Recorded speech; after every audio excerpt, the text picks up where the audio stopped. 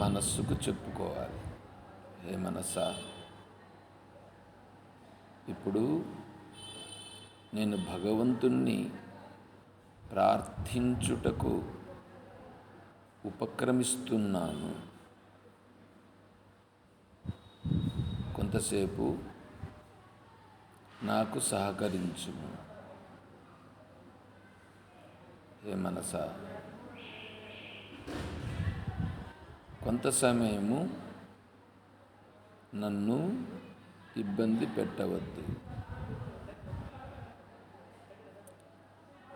ఈ శబ్దములన్నీ వస్తూ ఉన్నాయి, నేను వీటిని పట్టించుకోను. నేను భగవద్భావనలోకి వెళ్ళుచున్నాను.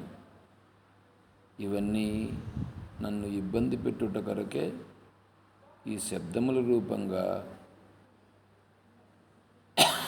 వస్తున్నాయి. అయినా నేను వీటికి ప్రాధాన్యత ఇవ్వను. నేనిప్పుడు భగవంతుని యొక్క తత్వమును పట్టుకొనుటకు వెళ్ళుచున్నాను. వచ్చే అడ్డంకులు ఏవైతే ఉన్నాయో ఆ అడ్డంకులు నేను పట్టించుకోను. నా మనస్సులో ఏవో భావాలన్నీ ఉంటాయి, ఆ భావాలన్నీ కూడా ఇప్పుడు వస్తాయి. అయినా నేను వాటిని ఇప్పుడు పట్టించుకోను.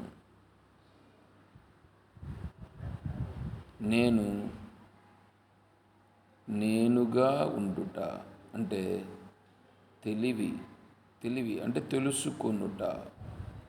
ఆ తెలుసుకునేది మనస్ అని అనిపిస్తుంది, కానీ మనస్సుకు కూడా ఆ సామర్థ్యములను ఇచ్చినటువంటిది తెలివి. కాబట్టి ఇప్పుడు నేను కేవలం తెలివిగా ఉండుట.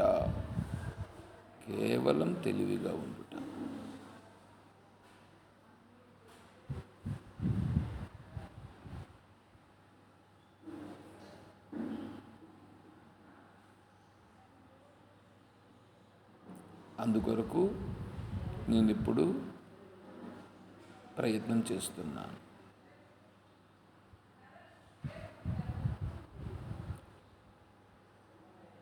అంటే నేను నిర్మలంగా కూర్చుని ఉన్నాను. నేనేమీ సంకల్పించుటలేదు. అన్నీ నాకు తెలుస్తున్నాయి.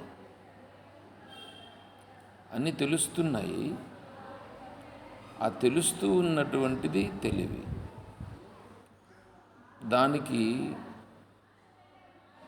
రియాక్ట్ అయితే అది మనస్. తెలుస్తూ ఉంది అంతే. తెలుస్తూ ఉండేటువంటిది తెలివి.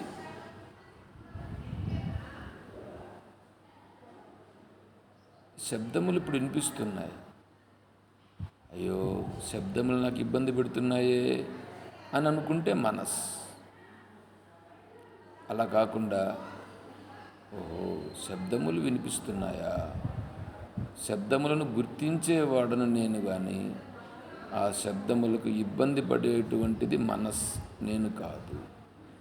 ఇప్పుడు అది నేనుగా ఉండగలగాలి. అంటే శబ్దములను వింటున్నానే కానీ శబ్దములు తెలియబడుతున్నాయి, శబ్దములు వింటున్నాను కాదు. శబ్దములు తెలియబడుచున్నవి. వింటూ ఉన్నది మనస్. నేను వింటున్నవాడను కాదు, గుర్తిస్తున్నవాడను.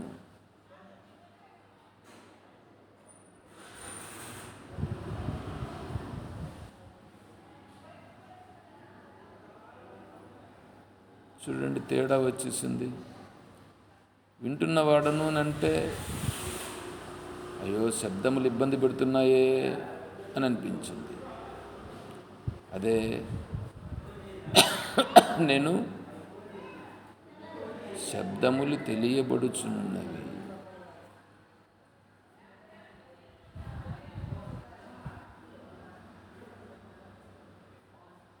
ఇప్పుడు ఆ భావన లేదు. ఏ భావన?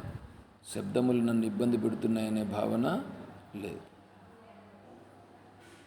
తెలియబడుచున్నవి.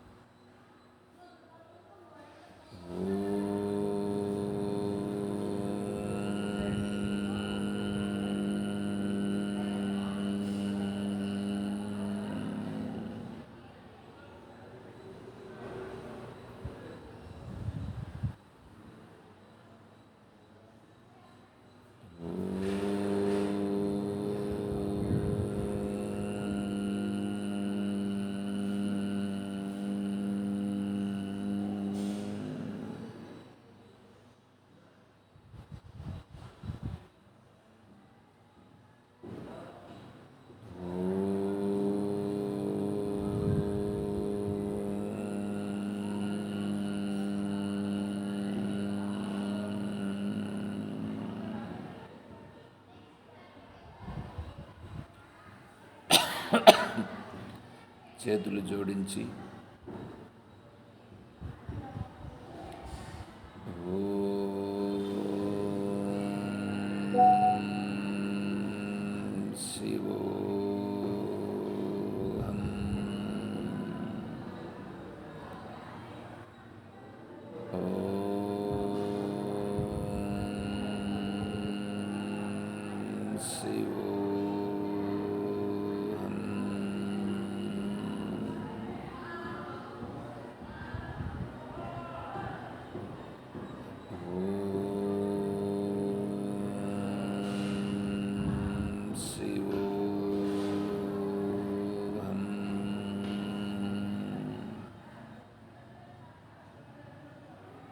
చేతులను తొడలపైన పెట్టుకొని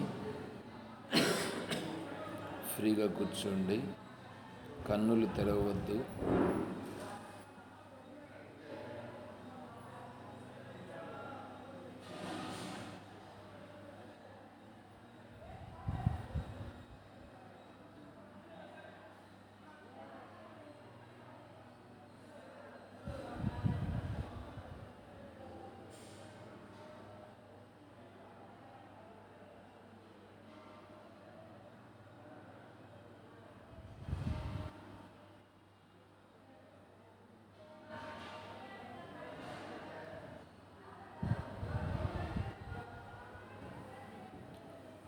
ఓం నమో బ్రహ్మాదిభ్యో బ్రహ్మ విద్యా సంప్రదాయకర్తృభ్యో వంశ ఋషిభ్యో మహద్భ్యో నమో గురుభ్యః.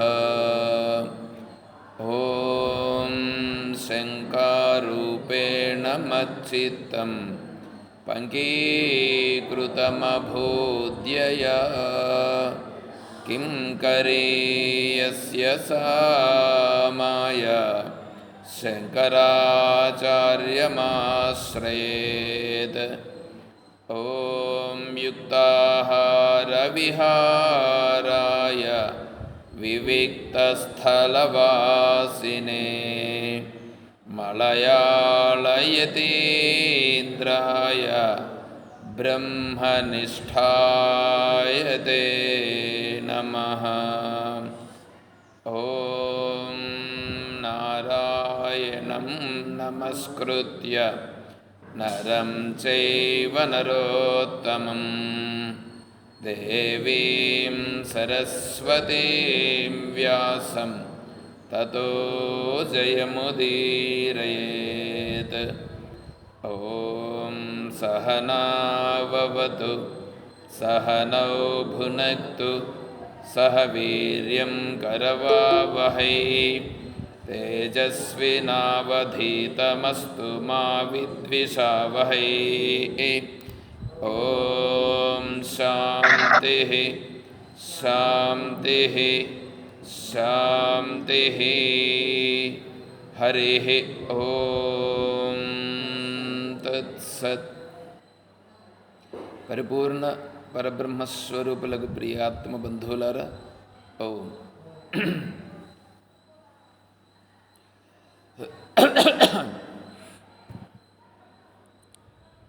మామూలుగా ధ్యానం చేసేటప్పుడు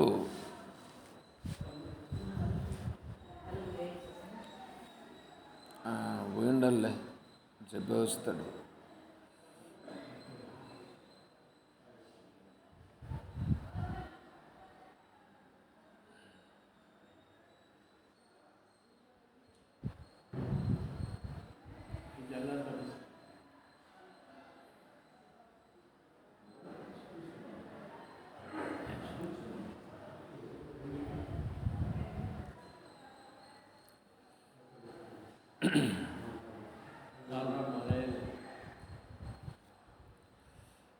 మామూలుగా ఈ ధ్యానం చేయాలి అంటే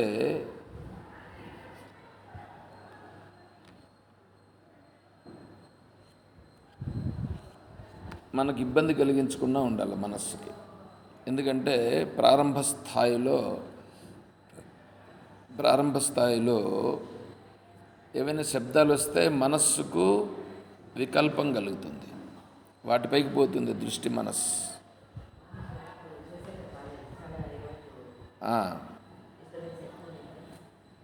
అది అలా అవుతుంది. అందుకనే జపం చేసేటప్పుడు శబ్దాలు లేని సమయంలో చేసుకోవాలి. శబ్దాలు లేని సమయము మనకు సహజంగా పొద్దున్నే పూట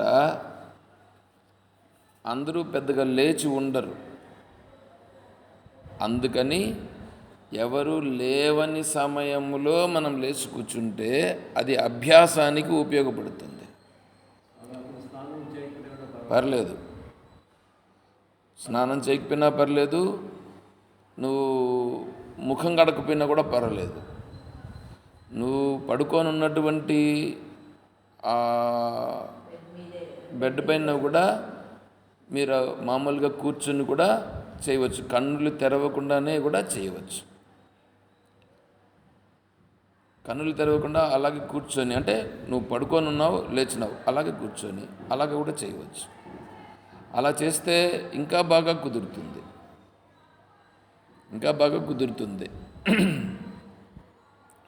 నువ్వు లేచి ముఖం కడుక్కొని వచ్చి మళ్ళీ కూర్చొని చేసేదానికంటే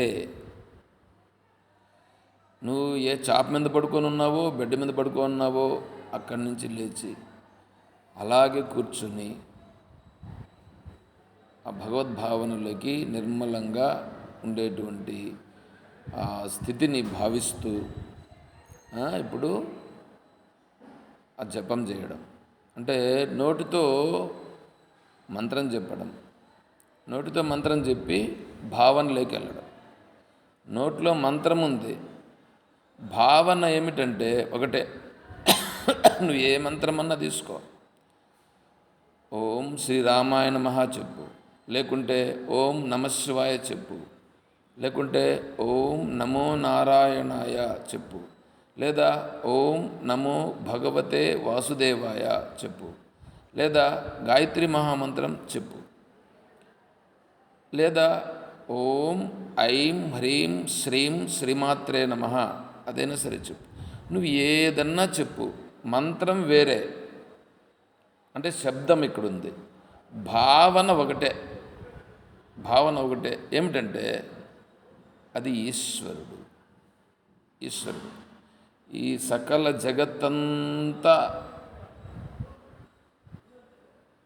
వ్యాపించి ఉన్నాడే ఆయన ఈశ్వరుడు. పంచమహాభూతముల రూపంగా ఉన్నటువంటి వాడే ఈశ్వరుడు. అంటే భావన అట్లా పోవాలి. నోటిలో మాత్రం మంత్రం ఇది చెప్తుంటావు, మంత్రం ఇది రామాయ నమః, ఓం రామాయ నమః అని అనుకో, రాముడు కనిపించాలి కాదు, తప్పు. రాముడు కనిపించాల్సిన పనిలే. ఓం నమః శివాయ శివుడు కనిపించాలి, తప్పు. శివుడు కనిపించాల్సిన పనిలే. నీకు పంచమహాభూతముల రూపంగా ఉన్నటువంటి సర్వము ఈ భావన రావాలి. అది కూడా కనిపించాల్సిన పనిలే, భావన అంటే అంతటా ఉన్నది ఈశ్వరుడే అనే భావన, అది రావాలి. ఇది శబ్దములు లేనప్పుడు నీకు ప్రారంభ స్థాయిలో మనస్సు కొద్దిగా నిలబడుతుంది. అందుకని శబ్దములు లేకుండా ఉండే సమయము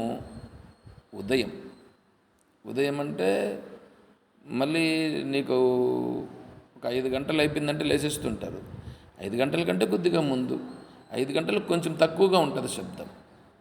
కాబట్టి శబ్దం తక్కువగా ఉంటే నీ మనస్సుకి విఘాతం తక్కువగా ఉంటుంది. ఆ సమయంలో నువ్వు చెయ్యి, అది పరిస్థితి. అలా చేస్తే అప్పుడేమవుతుందంటే మనస్సు కొద్దిగా ప్రశాంతంగా ఉంటుంది.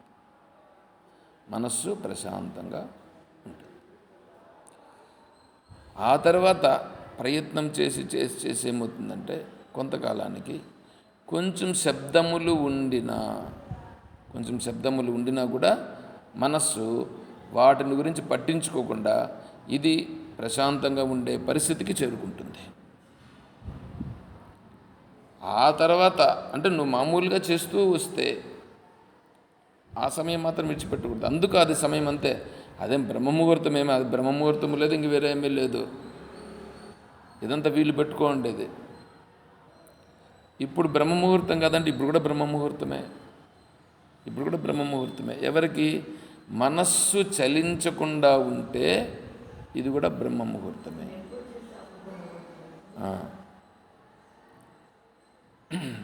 ఎప్పుడైనా చేయవచ్చు. దీనికి సమయం అనేటువంటిదంటూ ఏమీ లేదు, కాల నియమం అనేది లేదు. కాకపోతే ప్రారంభ స్థాయిలో మనస్సు ఏకాగ్రం కావాలనంటే అప్పుడైతే శబ్దములు ఉండవు. ఇప్పుడు బయట ఉండేదాన్ని మనము ఏమండి మాట్లాడద్దండి అని మనం వాళ్ళకు చెప్పినా ఎంతసేపు ఉండగలుగుతారు? ఒక 2 నిమిషాలు 3 నిమిషాలు ఉంటారు చెప్పినాం కాబట్టి. మళ్ళీ బయట ఉండేటువంటి వాటిని మనం ఏ విధంగానూ కంట్రోల్ చేయలేం. కంట్రోల్ వాళ్ళను చేయలేం, బయట ఉండేదాన్ని చేయలేం, కానీ మనలను మనం నియంత్రించుకోవచ్చు. అందుకనే ఉదయ సమయం మొదటలో అంగీకారం, ప్రారంభ స్థాయిలో అంగీకారం, తరువాత నువ్వు ఎప్పుడైనా అంగీకారమే, దానికి ఇదేమీ లేదు. సరే, కాబట్టి ప్రారంభ స్థాయిలో అట్లా ఉంటుంది. తర్వాత నీ మనస్సులోనే అలజడులు వస్తాయి, వీటిని గుర్తించాలి. ఇప్పుడు బయట ఉండేటువంటి నీకు ఇబ్బంది కలిగించినాయి, తర్వాత రాను ఏమవుతుందంటే నీ మనస్సులో ఉండేటువంటివి నీకు అలజడులు అవుతాయి. బయట ఉండేటివి నీకు ఇబ్బంది పెట్టవు. ఇప్పుడు కొంతకాలానికి ముందుకు పోయిన తర్వాత నీ మనస్సులో ఉండేటివే నిన్ను అలజడి పెడతాయి. నీ మనస్సులో ఉండేటివి కూడా అలజడి తగ్గాలంటే ఇంకా కొంతకాలం బాగా చేయాలి. అయితే కేవలం నువ్వు జపము ధ్యానం చేసినంత మాత్రాన నీకు కుదరదు. కేవలం జపము ధ్యానము చేస్తూ ఉంటే నీకు ఏకాగ్రమవుతుంది అనేది కుదరదు. దానికి బయట విచారణ కావాలి, ఆత్మవిచారణ కావాలి. ఆత్మవిచారణ చేస్తేనే కుదురుతుంది.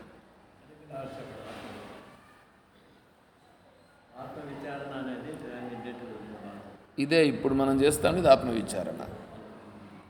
శాస్త్ర విచారణ. నేను నిన్న అచల సిద్ధాంతం వాళ్ళది ఒక సభ జరిగింది, తిరుపతిలో జరిగింది. తర్వాత అగరాల అని ఒక ప్రదేశంలో జరిగింది. ఈ ప్రదేశాల్లో జరిగినటువంటివి వాళ్ళు పెట్టున్నారు, దానిని చూశాను. చూస్తే వాళ్ళు ఎంత స్థాయిలో చెప్తున్నారంటే అంత స్థాయిలో చెప్తున్నారు. అంటే పరిపూర్ణం అనేటువంటి దాని గురించి చెప్తున్నారు. ఇప్పుడు ఏషణాత్రయము అని ఒకటి ఉన్నది. ఈశనాత్రయములను విన్నారా? దానినే ఏషణాత్రయం అంటారు. ఏషణాత్రయం కరెక్ట్, ఈశనాత్రయం అనకూడదు. దాన్ని ఏషణ అంటారు. ఏషణ త్రయం 3 అంటే నిన్ను, నీ మనస్సును పట్టి పీడిస్తూ ఉండేటువంటివి. ఏషణ అంటే నిన్ను బాధించేటువంటివి ఏంటివంటే ధనేషణ, ధారేషణ, లోకేషణ. ధనేషణ, ధారేషణ. ఇప్పుడు ధారేషణ అంటే భార్య, ధార అంటే భార్య, ఏషణ అంటే ఇక్కడ కోరిక అని అర్థం. మొట్టమొదటి ఏమొచ్చిందంటే భార్య వచ్చింది. ఏమంటే భార్య వచ్చింది. భార్య ఎందుకు వచ్చింది? లోకంలో ఉండావు కాబట్టి వచ్చింది. నువ్వు లోకంలో ఉండావు కాబట్టి లోకంలో నేను ఉండాలి అని నువ్వు అనుకుంటున్నావు, లోకంలో భోగాలను అనుభవించాలి అని అనుకుంటున్నావు. అందుకని లోకేషణ, మొదట లోకేషణ. ఆ లోకేషణ ఎప్పుడైతే వచ్చిందో, అంటే లోకేషణ అన్నప్పుడు నీకేం కనిపిస్తుంది అంటే లోకం కనిపిస్తుంది, లోక భావన వచ్చింది. ఆ లోక భావన వచ్చినప్పుడు ఆ లోకములో నువ్వు భోగాలను అనుభవించాలి అని అనుకుంటున్నావు. అందుకోసం భార్య వచ్చింది. అంటే భోగాలు అనుభవించాలంటే భోగాలు ఎక్కడి నుంచి వస్తాయనంటే భగవంతుని అనుగ్రహం చేత వస్తాయి. భగవంతుని అనుగ్రహం చేత వస్తాయనంటే భగవంతుని ప్రార్థించాలంటే యజ్ఞం చేయాలి. యజ్ఞం చేయాలంటే భార్య ఉండాలి. అందుకు భార్య వచ్చింది. ఇప్పుడు భార్య వచ్చింది కాబట్టి ధారేషణ, లోకేషణ. మొదటలో లోకేషణ అంటే లోకం పైన భావన ఉంది. తర్వాత భార్య వచ్చింది. ఇప్పుడు భార్య వచ్చి లోకంలో ఉన్నంత మాత్రం సరిపోతుందా? వాడికి ఏం కావాలి? బతకాలంటే ధనం కావాలి. అందుకని ధనేషణ. చూడండి, 3 వచ్చినాయి: లోకేషణ, ధారేషణ, ధనేషణ. ఇవి 3. తర్వాత పుత్రేషణ, ఇవి వస్తాయి. పుత్రేషణ అనేది లేదు. భార్య ఉందంటే ఇంక పుత్రుడు అవంతా వచ్చేసినాయి, సంసారం దాని యొక్క ఇవన్నీ వచ్చేసినాయి. పుత్రేషణ అనేటువంటిది వేరే సపరేట్గా ఏమీ లేదు. నీకు భార్య లేకపోతే పుత్రుడు లేడు. భార్య చెప్పినాడంటే పుత్రుని గురించి చెప్పినట్లే, బిడ్డల గురించి చెప్పినట్లే. కాబట్టి ఇవి 3 వాళ్ళు చెప్తున్నారు. వాడు కనీసము వాడికి ధనేషణ, ధారేషణ, లోకేషణ అనేది ఉచ్చారణ చేసేది రాదు. నారేషణ వాడు అంటున్నాడు, నారేషణ అంట. నాకెంత అర్థం కాలేదు. నేను 2-3 సార్లు దాన్ని మళ్ళా రిపీట్ చేసి విన్నా. ఓహో, నారేషణ అంటే నారీ, నారీ అంటే స్త్రీ పైన ఇచ్చిన. ఓ రే పిచ్చిన అనలారా అని అనుకున్నాను. ఏం పిచ్చిరా ఇదంతా వీళ్ళది. వీళ్ళు ఇష్టం వచ్చినట్లు పెట్టుకున్నారనమాట. అంటే శాస్త్రం, మహర్షులు చెప్పినటువంటి విధానాన్ని మళ్ళా దాన్ని ఏమంటున్నారంటే మాదొక సాంప్రదాయము, శ్రీధర భగవానులు చెప్పిన సాంప్రదాయం అని చెప్తున్నారు వీళ్ళు. శ్రీధర వ్యాఖ్యానం అని ఒకటి ఉన్నది. భాగవతమునకు శ్రీధర భాష్యం ఉన్నది. వ్యాస మహర్షుల వారు రాసినటువంటి భాగవతానికి శ్రీధర మహర్షులు, అంటే శ్రీధరులు అనేటువంటి ఒక మహానుభావుడు దానికి భాష్యం రాసినారు. తర్వాత ఖండన ఖాద్యం అని ఒకటి రాశాడు. అదంతా సంస్కృతంలో ఉంటాయి. ఈ ఖండన ఖాద్యం అని అనుకోండి, ఖండన ఖాద్యం ఏమన్నా వింటున్నారా? అర్థమవుతుందా? అంటే ఖండన, ఖండించేది. ఎవరిని ఖండించేది? ఎవరిని ఖండించేది అంటే ఇతను ఏం చేస్తాడంటే ద్వైత సిద్ధాంతాన్ని తీసుకుంటాడు. ద్వైతులు ఏం చెప్తున్నారు అనేటువంటి దాన్ని తీసుకుంటాడు. జీవుడు వేరే, దేవుడు వేరే అని కదా ద్వైతులు చెప్తున్నారు. దాన్ని తీసుకుంటాడు. దానికి శాస్త్రంలో ద్వైత సిద్ధాంతం వాళ్ళు ఏమి చెప్తున్నారో దాన్ని అంతా తీసుకుంటాడు. దానిని తీసుకొని ఇప్పుడు ఈయన ఏం చేస్తాడంటే ఖండిస్తాడు. మీరు చెప్తా ఉండేది తప్పు. దాన్ని ఏమంటారంటే ఖండన అంటారు. దాన్ని ఖండిస్తున్నాడు. తర్వాత ద్వైతులు చెప్పేదాన్ని విశిష్టాద్వైతులు చెప్తా ఉండే విధానాన్ని చెప్తాడు. అంటే ద్వైతులు చెప్పేటువంటి దాన్ని విశిష్టాద్వైతులు చెప్తా ఉండే దాని ప్రకారంగా దాన్ని ఖండిస్తాడు. ఇప్పుడు మళ్ళీ విశిష్టాద్వైతులు చెప్తున్నారు కదా, దాన్ని తీసుకుంటాడు. దానికి ప్రమాణబద్ధంగా శాస్త్రంలో వాళ్ళు ఏం చెప్తున్నారు అంతా తీసుకుంటాడు. దానిని మళ్ళీ ఇప్పుడు ఏం చేస్తాడు? వీళ్ళు చెప్తా ఉండేది తప్పు. అప్పుడు ఈయన విధానం ఏంటో అది చెప్తాడు. అంటే ఆ సిద్ధాంతాలన్నీ ఏం చెప్తున్నాయో ఇవి ఎలా తప్పు అనేది నిరూపిస్తాడు. దానిని ఏమంటారంటే ఖండన ఖాద్యము. ఖాద్యం అంటే అదొక పెద్ద రాశి. చూసారా ఇప్పుడు ఇదే? దాన్ని ఖండన ఖాద్యం. అద్వైత సిద్ధాంతాన్ని గురించి ప్రతిపాదిస్తూ అది ఒక పెద్ద గొప్ప గ్రంథం. అది దానిని చదవాలంటే సంస్కృతంలో బాగా పట్టుండేటువంటి వాళ్ళకి అది అర్థమవుతుంది. సరే, ఇప్పుడు ఆ శ్రీధర స్వాముల వారు చెప్పినారని వీళ్ళు చెప్తున్నారు, శ్రీధర భగవానులని. వీడికి ధనేశన, ధారేశన, లోకేశన అనేది పలికేది రాలా వీడికి. ఆ తర్వాత ఇప్పుడు శ్రీధర భగవానులు చెప్పిన సిద్ధాంతాన్ని వీడు చెప్తున్నాడు. అంటే ఇప్పుడు వీడు ఏమైనాడు? శాస్త్రాన్ని పట్టుకున్నట్లా. మధ్యలో ఏమైందంటే, మధ్యలో ఉండేటువంటి వాళ్ళు ఎవరో వచ్చింటారు. మధ్యలో ఉన్నటువంటి వాళ్ళు వాళ్ళ మనసుకు తెలిసిన దాన్ని వాళ్ళు చెప్పుకుంటారు. వాళ్ళ మనసు ఏదో అంగీకరించింది, దాన్ని వాళ్ళు ఏంటో దీంట్లో రాస్తారు.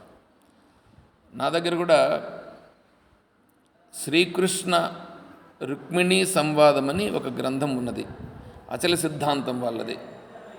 అచల సిద్ధాంతం వాళ్ళు చెప్పినటువంటి శ్రీకృష్ణ రుక్మిణీ సంవాదం బాగానే ఉంటుంది. కానీ అది రాసినటువంటిది ఆసువుగా రాసినారని చెప్పినారు. ఆసువుగా రాయడం అని అంటే ఆటోమేటిక్గా దాని గురించి ఆలోచించకుండానే వాళ్ళు చెప్పినారు అనేటువంటిది. సరే, ఎలాగైనా చెప్పని కాక కొద్దిగా ఉంటుంది. అది పద్యముల రూపంగా ఉంటుంది. బాగానే ఉంటుంది. అయితే అది చెప్పినప్పుడు ఇదంతా దీన్ని ఏమంటున్నాడంటే, ఒకటి చెప్తా. మనము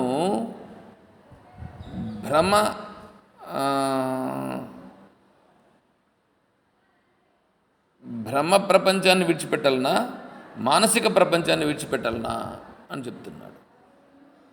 బాగానే ఉంది. ఈ భ్రమ ప్రపంచము, మానసిక ప్రపంచము. మానసిక ప్రపంచం అంటే ఏంటి, భ్రమ ప్రపంచం అంటే ఏంటి అనేటువంటిది తెలియాలి. అసలు భ్రమ అంటే ఏంటి అది తెలియాలిగా. భ్రమ అంటే ఏంటో చెప్పడు, భ్రమ ప్రపంచం అని అంటాడు. మానసిక ప్రపంచం అంటే ఏంటో వీడు చెప్పడు. మానసిక ప్రపంచాన్ని మనం అట్లే పెట్టుకోవాలి, భ్రమ ప్రపంచాన్ని విడిచిపెట్టాలి అంటాడు. భ్రమలను అరికట్టి, మనం ఇక్కడ చెప్తున్నాం కదా, భ్రమలను అరికట్టి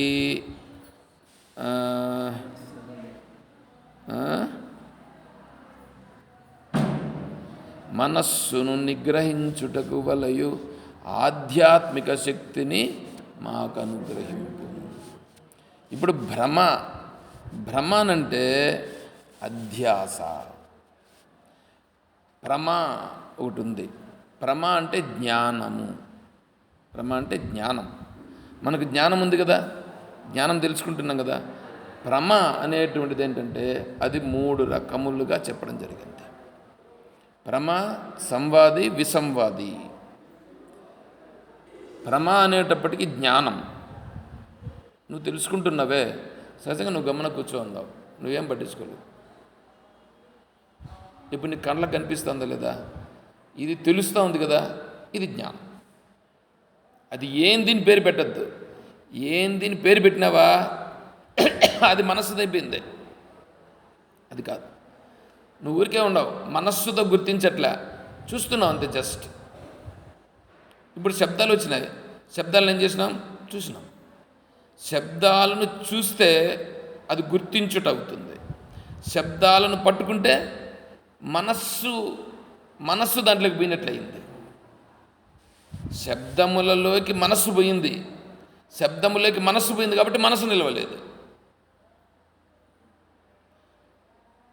ఏందబ్బా ఇది తలకాయ నొప్పే అని వచ్చేస్తుంది. అంటే ఇప్పుడు మనస్సు దాన్ని పట్టించుకున్నది. అదే నువ్వు మనస్సును చూడు,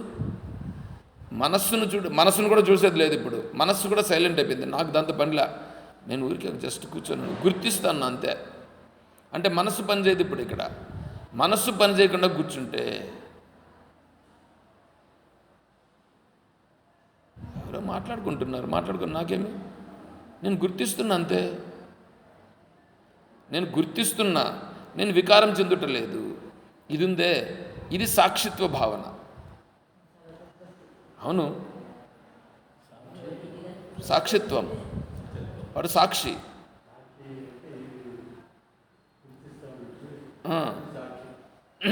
అది సాక్షి. అంటే నువ్వు అప్పుడు చూడు, కళ్ళు తెరుచుకొని ఉన్నావు, ఇప్పుడు కళ్ళు మూసుకొని ఉన్నావు ఇంతసేపు. కానీ ఇప్పుడేంటి, అంటే నువ్వు కళ్ళు మూసుకొని నువ్వు అలా ఉండగలవా, వికారం చెందకుండా ఉండగలవా? ఉంటే ఇప్పుడు నువ్వు సాక్షివే. అప్పుడు నువ్వు సాక్షిని అక్కడ అనుభవంలో తెచ్చుకో. ఇప్పుడు కళ్ళు తెరుసు. కళ్ళు తెరిచినాక కూడా నువ్వు రోడ్లో పోతున్నావు, ఏమో చూస్తున్నారు, వేరే వాళ్ళు మాట్లాడుతున్నారు అని కూడా గుర్తిస్తూ ఉంటావు. వికారం చెందకుండా ఉండాలి. అది సాక్షి. అర్థమవుతుందా? అది సాక్షి. అది ఇంకా నువ్వు బాగా చెప్పాలంటే జీవన్ముక్త స్థితి. అంటే ఏంటి? నువ్వు ప్రపంచంలో తిరుగుతుంటావు. ప్రపంచంలో తిరుగుతుండేది నేను తిరగాల, నేను తిరగవు అక్కడ. నువ్వు అదేదో ప్రారంధాన్ని అనుసరించి జరుగుతూ ఉంటుంది. ఇంకా శరీరం తిరుగుతూ ఉంటుంది అక్కడ. అంటే అది ఎట్లవుతుందంటే శరీరమును తిప్పాలని కూడా తను అనుకోడు. శరీరం తిప్పే పరిస్థితి వస్తుంది, అది తిరుగుతుంది, దాన్ని జరుగుతూ ఉంటాడు, చూస్తూ ఉంటాడు. అప్పుడు అన్నీ గుర్తిస్తూ ఉంటాడు కానీ తనేమనే మాత్రము వికారము చెందడు. పట్టించుకోడు కాదు, పట్టించుకోడంటే మనస్సు. వికారము చెందడు అంటే మనసు యొక్క ప్రభావం లేదు. అది సాక్షి. ఇది వాళ్ళు చెప్తానేది ఏంటంటే భ్రమ అంటున్నాడు. భ్రమ అనేటువంటిది లేని స్థితి, భ్రమ ప్రపంచం అనేది లేకుండా ఉండాలా అని అంటున్నాడు. వాడికి భ్రమ అంటే ఎంతో తెలుదు. దానికి ఒక ఆమె 3 సంవత్సరాలు పోయిందంట గురువు దగ్గరికి. 3 సంవత్సరాలకు పోయి ఏంటంటో చెప్పుకుంటున్నారు. అట్లాంటివి మీరు కన్నా విన్నారని అనుకోండి, ఏం చెప్తున్నారు రాయిళ్ళు అని మీరు అనుకుంటారు. అచల సిద్ధాంతం వాళ్ళు ఏం చెప్తున్నారా, ఎట్లా చెప్తా ఉన్నారా అని మీరు అనుకుంటారు. ఇంకొకటి చెప్తా, రమణ మహర్షుల వారిని ఫాలో అయ్యేటువంటి వాళ్ళు ఉన్నారు. వీళ్ళను నేనేమనాలంటే వీళ్ళంతా పరంబోకులు అని అంటాను నేను మిమ్మల్ని మీకు ఒకటి చెప్తానేనండి. ఇక్కడ కూర్చొని శాస్త్రం చెప్పేటప్పుడు నేను ఏమి మాట్లాడినా అది మీరు తీసుకోవద్దండి. ఒకటి మళ్ళా ఇక్కడి నుంచి బయట లేసి వచ్చిన తర్వాత నేనేమన్నా మాట్లాడితే అప్పుడు నన్ను మీరేం చేయాలంటే స్వామి మీరు అట్లా అన్నారే అని అనండి, ఆక్షేపించండి.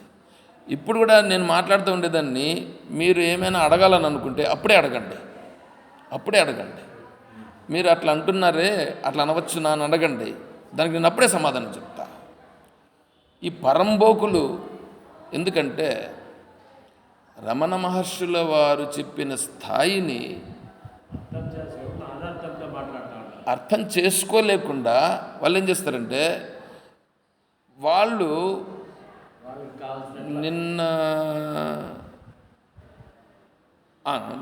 నిన్న క్లాస్లో అంటే ఇక్కడ కాదులే, నైట్ క్లాస్లో ఒకతను ఏమంటున్నాడంటే మనస్సుతో పని చేసుకుంటున్నాము, నేనున్నానని చెప్పి మాత్రం ఉంటానని అన్నాడు.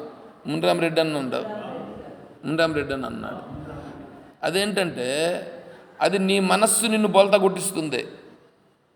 నీ మనస్సు నిన్ను బోల్తా కొట్టిస్తూ ఉంది. నేను అందుకే అప్పుడు అడిగాను, నువ్వు సంకల్పం చేసావా లేదా అని అడిగాను. గుర్తుందా మీకు? అంటే నువ్వు సంకల్పం చేసావా లేదా?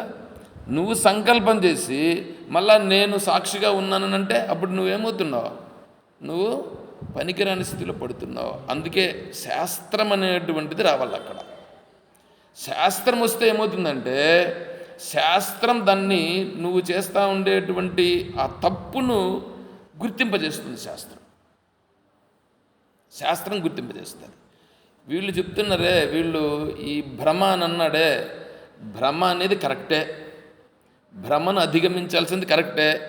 భ్రమను అధిగమిస్తే ప్రపంచంలో వాడు మళ్ళీ ముందుకు వెళుతాడా చూసుకోవాల్సి వస్తుంది. భ్రమ, నువ్వు అనుకుంటా ఉండేదంతా భ్రమే. నువ్వు ప్రపంచం ఉంది అని అనుకుంటా ఉండేది భ్రమే. నీ శరీరం ఉంది అనుకుంటా ఉండేది భ్రమే. ఇప్పుడు ఏమన్నాం ఇక్కడ? ఇప్పుడు నా శక్తే మహామాయ. ఆ మహామాయ వలన ఈ ప్రపంచంలో ఇప్పుడు ఇక్కడ ఇలా నాలా నీలా ఉన్నట్లు ఉన్నాను, కానీ నిజంగా లేను, కానీ ఉన్నట్లుగా ఉందిగా. ఇదంతా ఏమిటి? భ్రమ. ఇదంతా భ్రమని ఎట్లా? ఇదంతా భ్రమ ఎట్లా? ఇది నీకు దృఢపడాల. ఇది దృఢపడాలంటే నీ ఎంతట నువ్వు ఎంత తపస్సు చేసినా నీకు దృఢపడదు. ఎంత తపస్సు చేసినా నీకు దృఢపడదు. నీకు ఇది దృఢపడాలనంటే విచారణ బలం రావల్ల. విచారణ బలం, అందులో శాస్త్ర విచారణ బలం, అందులో అద్వైత విచారణ రావల్ల. అద్వైత విచారణ తప్ప ఇంక వేరే ఏ విచారణ చేసినా ఇక్కడ భ్రమలు పోవడం అనేటువంటిది జరగదు.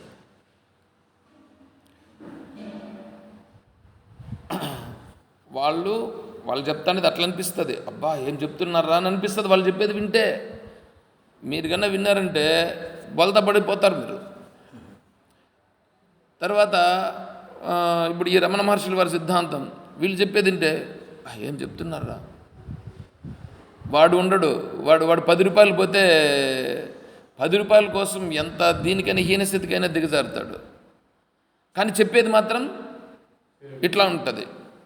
చెప్పేది ఇట్లా ఉంటుంది, నేను అని అంటారు. నేను ఇక్కడ క్లాస్లో ఒక ఆమె వచ్చారు. ఆమె రమణ మహర్షుల వారి సిద్ధాంతాన్ని ఫాలో అవుతారు. ఆమె వస్తే ఆ రోజు నేను ఏదో సుషుప్తిని గురించి మాట్లాడి చెప్పాల్సి వచ్చింది. ఆ రోజు నాకు ఫోన్ చేశారు. ఏం చెప్పారు స్వామీజీ, సుషుప్తిని గురించి చెప్పి నిజంగా అటు నుంచి ఇట్లా పోయి భలే చెప్పారు స్వామి, బాగుంది, అంతా బాగానే ఉంది. సరేమ్మా నీకు ఏమన్నా అర్థమవుతుందంటే అర్థమవుతుంది స్వామీజీ. సరే నువ్వు ఏం ఫాలో అవుతున్నావు, ఎవరిది ఫాలో అవుతున్నావు అంటే ఏదో చెప్పింది. సరేలే అని చెప్పి నేను గమనం ఉండిపోయినాను. మళ్ళీ 2-3 రోజులు క్లాస్కి రాలేదు. సరే నాకు ఎందుకో డౌట్ వచ్చింది. ఎందుకంటే నిజంగా అర్థమవుతూ ఉంటే రావాల క్లాస్కి. నేను తర్వాత రోజు నేను ఆ సుషుప్తిని గురించి కాకుండా వేరే క్లాస్ చెప్పాల్సి వచ్చింది. వచ్చి అట్లా మెరుపులాగా మెరిపి అట్లా వెళ్ళిపోయినారు. ఓహో సరే ఇప్పుడు ఆమె చెప్పింది ఏదో ఒకటి చూద్దామని చెప్పి ఆమె దాన్ని ఓపెన్ చేసి చూసిన. వాళ్ళంత వెధవలు ఇంకొకటి కనిపించలే నాకు. అంటే ఎంత మభ్యపెడుతున్నాడంటే రమణ మహర్షుల వారి సిద్ధాంతాన్ని అడ్డం పెట్టుకొని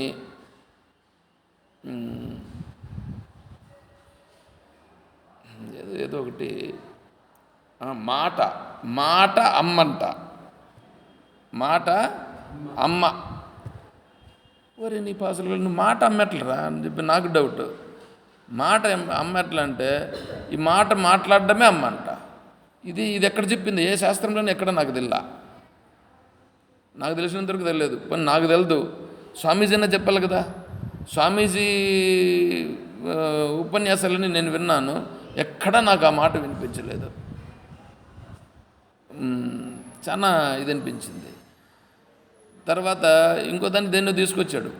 అట్లాంటివన్నీ ఊరికే మనసులో నేను పెట్టుకోవాల్సిన అవసరం కూడా లేదు. ఓహో ఇట్లాంటి వాళ్ళని ఫాలో అవుతున్నారా వీళ్ళు అని చెప్పని నేను అప్పుడేం చేశానంటే గ్రూప్ల నుంచి ఆమెను తీసేసా. ఎందుకంటే మళ్ళీ ఎప్పుడన్నా ఒక రోజు వచ్చేదానికి అవకాశం ఉంటుంది. ఆవిడ వద్దు.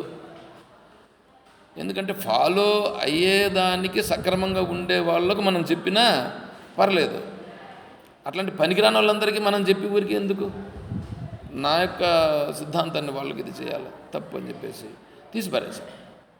అప్పట్లో రమణ మహర్షులు అన్నీ కరెక్ట్గానే ఉంది. దాన్ని అనర్థం చేసుకొని వీళ్ళు సంపాదించుకోవడానికి భ్రష్టు పెట్టి చంపుతా ఉంటారు. అవును, ఆయన పేరు పెట్టేసేది ఇది ఇచ్చేసేసేది. కాబట్టి ఆ మహాత్ముడేమీ లేదు, కరెక్టే. ఆయన చెప్పిన దాన్ని అనర్థం నాకు కావాల్సినట్లు ఆయన అనర్థం చేసుకునేది. వింటా కూడా దాంట్లో కాల్బాసి పైన పేరు పెట్టుకొని మిగతా ఈయన సొంతంగా కవి కట్టుకునేసి ఇట్లా దేశాన్ని నాశనం చేస్తా ఉన్నాం. తర్వాత ఈ మధ్యలో చిన్నజీరి స్వాముల వారు ఈ దీపావళి అప్పుడు 5 రోజుల ప్రోగ్రాం జరిగింది. దాంట్లో వికాస తరంగిణి గురించి చెప్పారు. నేను గ్రూప్లో కూడా పెట్టాను. ఈ పార్టీలో మీరు ఇన్ని నిమిషాల తర్వాత మీరు వినవచ్చు అని పెట్టాను. ఎట్లా చెప్పారంటే నిజంగానే ఈ నామరూపాలన్నింటి యందు నిన్నే దర్శింతుముగాక అంటున్నామా లేదా మనము? దీని గురించి చెప్పారండి. ఈ నామరూపాలన్నింటి ద్వారా నిన్నే సేవింతుముగాక, ఇది చెప్పాడండి. ఈ రెండింటిని వివరించాడండి. ఈ రెండింటిని బాగా వివరించాడు. వికాస తరంగిణిలో ఉండేటువంటి వాళ్ళందరూ ఈ రూపంగా మనము భగవంతుణ్ణి మనం సేవించాలి, అందుకోసం వికాస తరంగిణిని పెట్టడం జరిగింది అని చెప్పాడు. ఇప్పుడు ఈ గ్రూప్లో ఇటుకు వస్తుంది ఒక ఆమె, పారాయణం చేసేటప్పుడు వస్తుంది, ఈ ప్రార్థన ఎత్తుకునే లోపల పోతుంది. చిన్నజీరి స్వామిని పట్టుకుంటున్నారా చెప్పండి? ఇప్పుడు ఈరోజు కూడా వచ్చారు పారాయణానికి వస్తారు. అక్కడ కాదు, ఈడ గ్రూప్లో, దీంట్లో ఈడొస్తారు, పారాయణం చేసేంతసేపు ఉంటారు, ప్రార్థన అనంగానే వెళ్ళిపోతారు. ఇప్పుడు చిన్నజీరి స్వామీజీ చెప్తా ఉండేది ఇప్పుడు దాంట్లో మనకు అవసరమైన దాన్ని తీసుకోవాలి. ఇప్పుడు మనం అక్కడ మనకు అవసరమైన దాన్ని తీసుకోవాలి, మిగతా దాన్ని మనం ఏం చేయాలా? అదొద్దు, వరకబెట్టాలా. నేను చేసేది అదే చేస్తాను, మీకు అది చెప్తున్నాను, గుర్తించాలి. అంటే వాళ్ళని మనం తప్పులు పట్టట్లేదు, వాళ్ళు చెప్పే దాంట్లో కొన్ని మంచి ఉన్నాయి, ఆ కొన్నింటిని తీసుకోవాలా అంతే. అది శాస్త్రానికి సిద్ధాంతానికి సరిపోతుంది. మిగతాటివి శాస్త్రానికి సిద్ధాంతానికి సరిపోవు, వాటిని ఏం చేయాలా? వాటిని వరకబెట్టాలి. అది ఖండన. అర్థమవుతుందా? అలా ఖండించాలి. అది ఖండించగలిగేటట్లుగా నేను చేయడం కాదు మీరు చేయాల్సిందే, మీ అంతటా మీరు కూడా గుర్తించగలగాలి.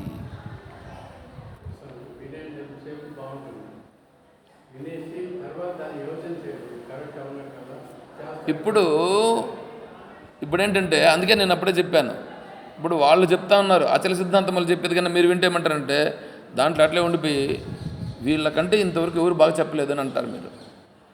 తర్వాత రమణ మహర్షుల వారి యొక్క సిద్ధాంతాన్ని చెప్పేటప్పుడు వాళ్ళు తింటే ఏం చెప్తున్నారండి అని మీరు అంటారు. తర్వాత చిన్నజీరి స్వాముల వారు చెప్పేటప్పుడు అంతా ఎంత బాగుందండి, కరెక్ట్గా చెప్తున్నారని అంటారు. ఎందుకంటే ఎప్పుడో గుర్తించడం కాదు, దొంగలు పోయినా ఏం ప్రయోజనం?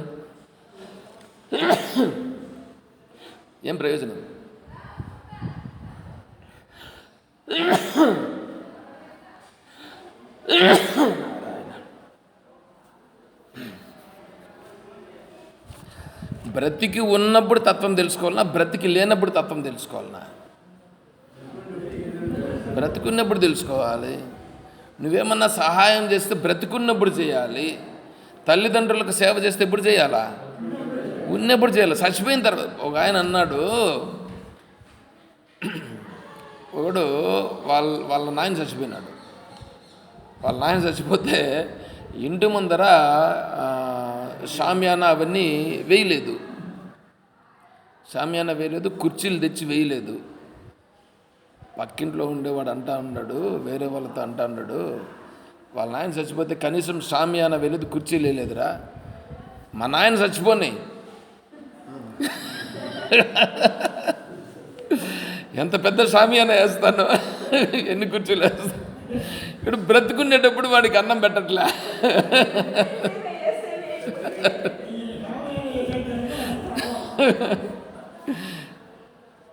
ఇదేమన్నా పద్ధత? ఎప్పుడు గుర్తించాల? అది ఉన్నప్పుడు చేయాల. వాళ్ళ నాయనకు సేవ ఉన్నప్పుడు చేయాలి, కానీ పోయినప్పుడు చేయడం ఏంది? అది చేయకపోయినా పెద్ద సమస్య లేదు. కాబట్టి ఉన్నప్పుడు చేయాల, ఉన్నప్పుడు గుర్తించాల. అర్థమవుతుందా? కాబట్టి మనం ఏంటంటే అలా గుర్తించాలి, అప్పుడే రావాలా. ఎప్పుడో గుర్తించడం కాదు, అక్కడికి పోయినప్పుడు బాగుంది వాళ్ళు చెప్తాను ఎంత బాగుంటుంది అట్లా పోవడం కాదు. దాన్ని గుర్తించి దాన్ని తెలుసుకొని అప్పటికప్పుడే మనం వివేక జ్ఞానం రావాలి. అది రావాలంటే సత్ అసద్ వివేక జ్ఞానం ఉండాలా. సత్ జ్ఞానము అసత్ జ్ఞానము ఉండాలా. అంటే దాన్ని సదసద్వివేకము అని అంటారు. సత్ అసద్ వివేకము. అందుకే ఇక్కడ ప్రశ్నోత్తరిలో జాగర్తికోవా అని ప్రశ్న అడిగాడు. మేలుకొని ఉన్నవాడు ఎవడు? మేలుకొని ఉండేవాడు. ఇప్పుడంతా మనం మేలుకొనిలేమా? మనల్ని చెప్పట్లా. జాగర్తికో మేలుకున్నవాడు ఎవడు అంటే, అందుకే నేను చెప్పాను కదా, ప్రాతస్మరామి అంటే ప్రాతకాలంలో స్మరించుట. ప్రాతకాలంలో అంటే పొద్దున లేచినప్పుడు స్మరించుట కాదు. అజ్ఞానమనే నిద్ర నుండి జ్ఞాన మార్గములోకి మేల్కొనుచున్నవాడు. అజ్ఞాన స్థితిలో నుండి జ్ఞాన మార్గంలోకి మేలుకుంటున్నవాడు. శరీర భావనలో నుండి ఆత్మభావన వైపు ప్రయాణము చేయుచున్నవాడు. అలా చేయాలంటే సత్ అంటే ఏమి, అసత్ అంటే ఏంటి తెలియాలి. అర్థమవుతుందా? సత్ అసత్ అంటే ఏమి అని తెలియాలి.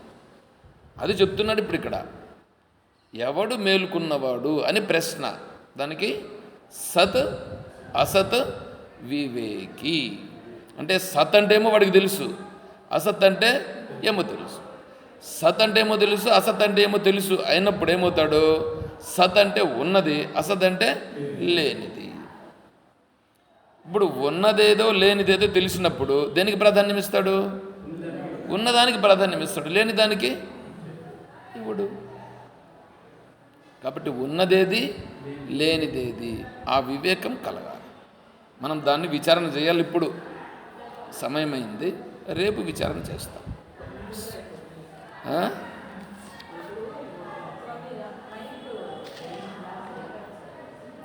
నైట్ రికార్డ్ చేయలేదు అమ్మగారు, రికార్డ్ చేయలేదు. చేస్తాంలేండి. వింటామంటే చేస్తాం. సరే సరే.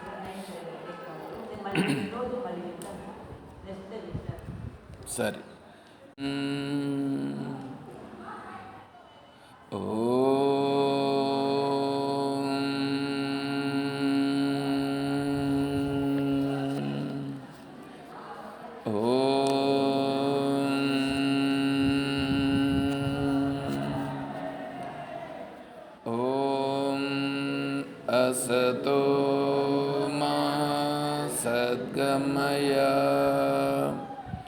ॐ तमसो मा ज्योतिर्गमय ॐ मृत्योर्मा अमृतं गमय ॐ शान्तिः शान्तिः शान्तिः। हरिः ॐ तत्सत्। ॐ सर्वं श्री सद्गुरुचरणारविन्दार्पणमस्तु। ॐ जय बोलो श्री कृष्ण परमात्मा की जय, बोलो गीता माता की जय, बोलो भक्त मंडली की। हर नमः पार्वती पतये। जय सीताराम। हरिः ॐ तत्सत्। ॐ हरिः ॐ श्री ॐ।